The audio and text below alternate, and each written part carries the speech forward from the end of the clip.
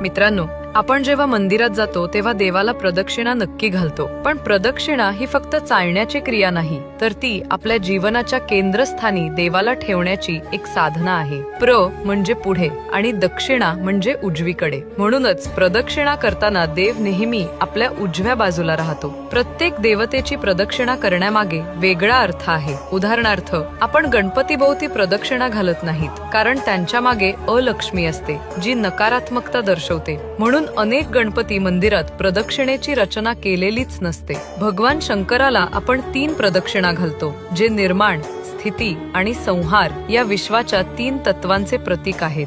भगवान विष्णू आणि माता देवी यांना आपण 4 प्रदक्षिणा घालतो. तुळशीला मात्र 1, 3, 5, 7 अशा विषम संख्येतच प्रदक्षिणा घालतो. ही जीवनातील सतत चालणारी प्रगती, वाढ व अखंड प्रवास दर्शवते. शिवलिंगाला अर्धी प्रदक्षिणा घातली जाते, कारण ज्या बाजूने अभिषेकाचं जल बाहेर पडतं त्या प्रवाहातून भक्त फिरत नाही. प्रदक्षिणा म्हणजे केवळ देवाभोवती फिरणे नव्हे, तर ती श्रद्धा, विज्ञान, परंपरा आणि भक्ती यांचा एक अद्भुत संगम आहे. पुढच्या वेळी प्रदक्षिणा घालताना विसरू नका की तुम्ही फक्त देवाभोवती फिरत नाही, तर तुमचं संपूर्ण जीवन देवाभोवती फिरवत आहात.